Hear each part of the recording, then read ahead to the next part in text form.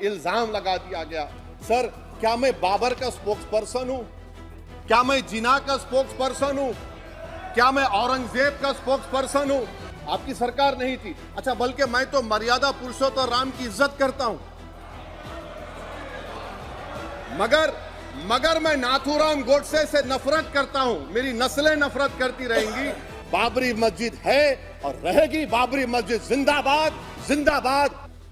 मोहतरम चेयरमैन साहब, आपका बेहद शुक्रिया।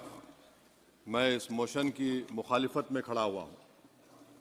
सर, मैं शुरुआत में हबीब जालिब का एक शेर पढ़ना चाहता हूं। आप उर्दू जानते हैं और लॉ मिनिस्टर भी उर्दू जानते हैं।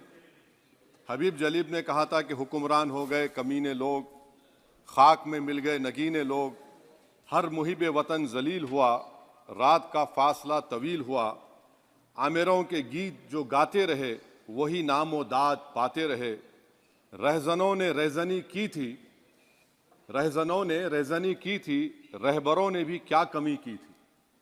सर, मैं अभी सुन रहा था हमारे शिंदे ग्रुप के शिवसेना के पार्टी लीडर अपनी तकरीर कह रहे थे। कहा कि 6 दिसंबर में जब बाबरी मस्जिद को शहीद किया जा रहा था तो उस वक्त के वजीर आज़म नरसिम्हा राव पूजा कर रहे थे। आप ही ने कहा और कहा कि वो डिस्टर्ब नहीं करना।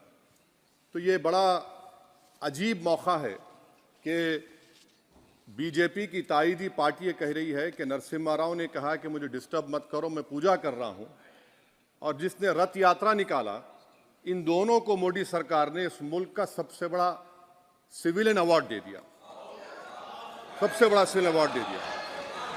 तो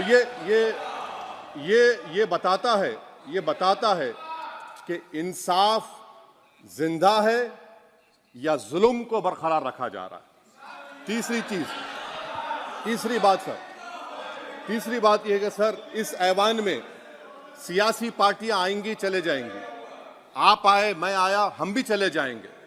मैं जमीन की गिजा बन जाऊंगा, ये ऐवान तो बाकी रहेगा। मगर सर, मैं ताजुब कर रहा हूं कि लोकसभा मुख्तलिफ आवाजों में कैसे बोल सकता है। लोकसभा तो एक ही आवाज में बोलना चाहिए, और लोकसभा भी भारत के संविधान आइन के बेसिक स्ट्रक्चर का ताबे है। और सर, ये इसलिए कह रहा हूं कि 16 दिसंबर को ये ले कर देता हूं। 16 दिसंबर 1992 को इसी लोकसभा ने एक रेजोल्यूशन पास किया था। आप इजाजत दीजिए तो मैं पढ़ता हूं सर। दिस हाउस, अच्छा, ये गुलाम नबी उस वक्त के मिनिस्टर थे, आज नहीं है, उनका नाम नहीं लेना चाह रहा था। This house strongly and unequivocally condemns the desecration and demolition of the Babri Masjid at Ayodhya by and at the instigation of forces represented among others by VHP, RSS and the Bajrang Dal, which has caused communal violence in the country. Such act of vandalism was carried out not only in violation of order of Supreme Court, but amounted to an attack on the secular foundations of our country. This House expresses anguish at the happenings and wishes to reiterate its resolve that it will ceaselessly endeavor to uphold the secular and democratic traditions of our country and for the maintenance of rule of law. और एक paragraph है, नहीं पढ़ूंगा।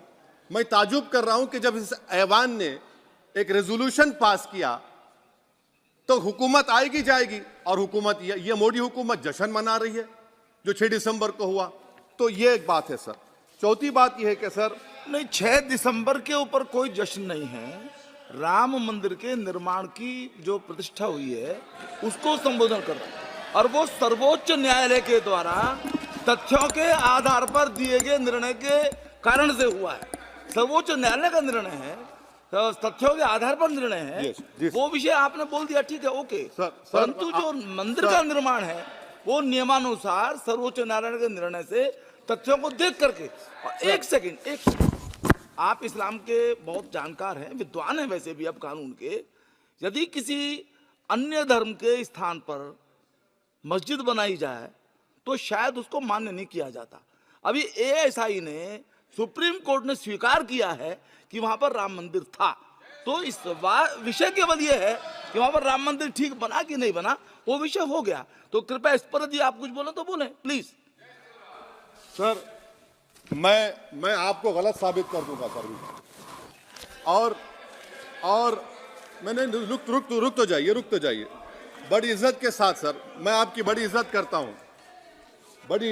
हूं sir. आपको मैं coat कर रहा हूं सुप्रीम कोर्ट का जजमेंट पैराग्राफ 1222 रोमन 17, उसमें लिखा गया है the destruction of the mosque took place in breach of the order status quo and the assurance given to this court the destruction of the mosque and obliteration of Islamic structure was an egregious violation of the rule of law. Egregious का मतलब जो छोटी मोटी अंग्रेजी में आती है वो क्रिमिनल एक्ट कहा। और सर आपने कहा था कि वहां पर मंदिर को तोड़कर बनाया गया। सर मैं आपके सामने ये तमाम चीजें लेकर दूंगा, सुप्रीम कोर्ट के जजमेंट के पैराग्राफ्स हैं जिसमें सुप्रीम कोर्ट ने एएसआई की रिपोर्ट को नकारा। उन्होंने कहा कि मंदिर को तोड़कर मस्जिद नहीं बनाई गई थी। सुप्रीम कोर्ट ने कहा, सुप्रीम कोर्ट ने कहा। अब और मैं रख दूंगा, आप पढ़ लीजिए। अच्छा सर मैं अपनी तकरीर पर आ जाता हूं सर। तो मैं अपनी बात कर देता हूं सर। तो मैं ये पूछना चाह रहा हूं कि क्या मोदी सरकार एक समुदाय एक मजहब की सरकार है या पूरे देश के मजाहिब को मानने वालों की सरकार है? जिसको नहीं मानते उनकी सरकार है, हमको बता दीजिए। क्या मोदी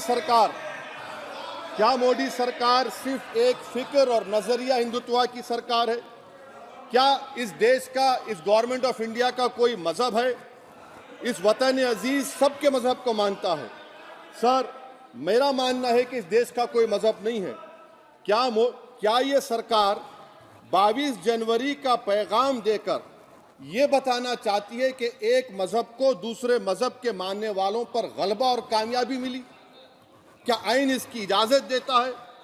क्या ये पैगाम आप जब ऐवान से दे रहे हैं तो 17 करोड़ मुसलमानों को आप क्या पैगाम दे रहे हैं, ये मैं आप पर छोड़ता हूं। सर 49 में धोखा हुआ, 86 में धोखा हुआ, 92 में धोखा हुआ, 2019 और 22 में भी इस ऐवान के जरिए हमको धोखा दिया जा रहा है।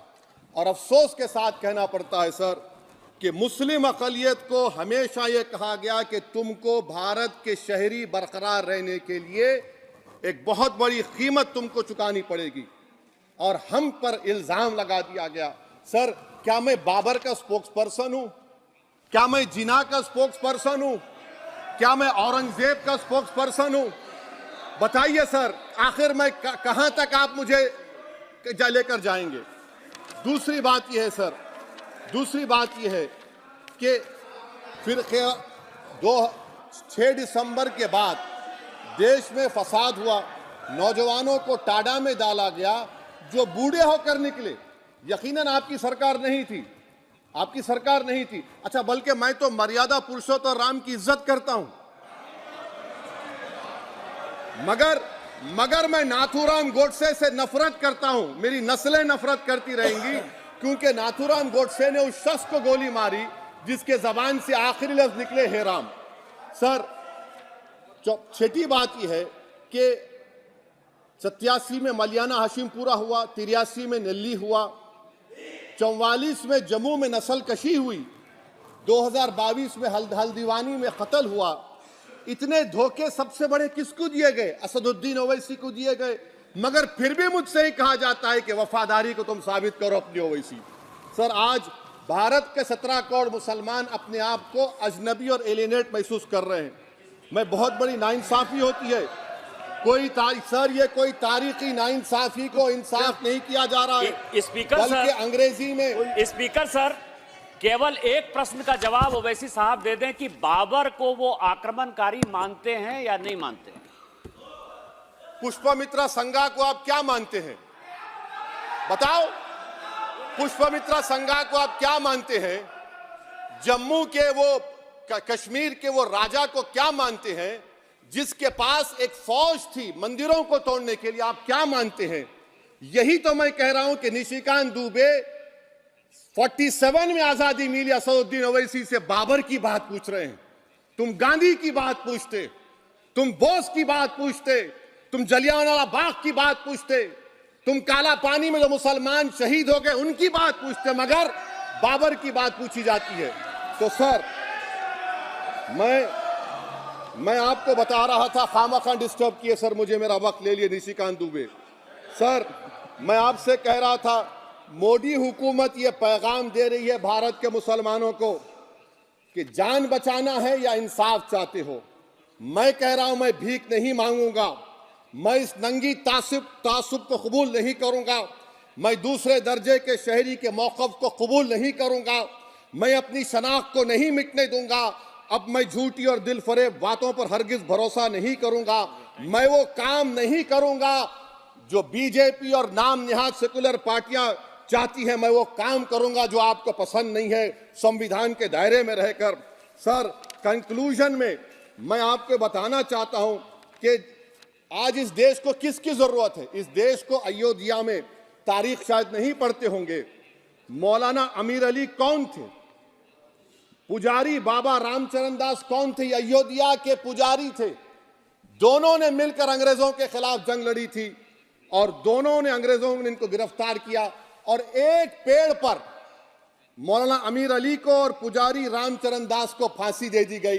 देश को इनकी जरूरत है। देश को शंभू प्रसाद, अचन खां, ये राजा देवी बख्श सिंह के फौज में थे, अंग्रेजों से मुकाबला किया, मुसलमान की लाश को जला दिया गया और शंभू प्रसाद को दफना दिया गया। इस देश को यह जरूरत है, देश को बाबा मोदी की जरूरत नहीं है। आज भारत को अयोध्या के मौलाना अमीर अली और रामचरण दास, अचन खान, शंभू खान की जरूरत है। सर मैं अभी सुन रहा था ये नाम निहाद सेकुलर पार्टियों के बयानात को। क्या होता है सर, आप, खत्म कर रहा हूं, क्या होता है सर, जब काजी साहब गवाहों को लेकर दुल्हन के पास जाते कि तुमको निकाह कबूल है, तो दुल्हन शर्मा के खामोश बैठ जाती। तो इनकी खामोशी रजामंदी की अलामत है। जी जी। तो सर मैं खत्म करने से पहले ये बताना चाह रहा हूं कि जब वजीर आजम जवाब देंगे तो क्या वो भारत के 140 करोड़ जनता के लिए जवाब देंगे या फिर सिर्फ हिंदुत्व की फिक्र रखने वालों का जवाब, मैं खत्म कर जवाब देंगे। ये देश, दुनिया, मुसलमान देख रहा है। सर मैं आपको ये भी बताना चाह रहा हूं, आखिर में कंक्लूड कर रहा हूं सर, 1 मिनट चाहिए, 1 मिनट चाहिए सर। सर मेरा मानना यह है कि आज मैं बहैसियत एक भारत के गयूर मुसलमान के, let me stand as a tall Indian Muslim and say that the light of Indian democracy today is at its dimmest today, sir. Sir, in conclusion, मेरी फिक्र में, मेरा ईमान मुझे कहता है कि जिस जगह पर मस्जिद थी, है और रहेगी, बाबरी मस्जिद है और रहेगी, बाबरी मस्जिद जिंदाबाद, जिंदाबाद, भारत जिंदाबाद।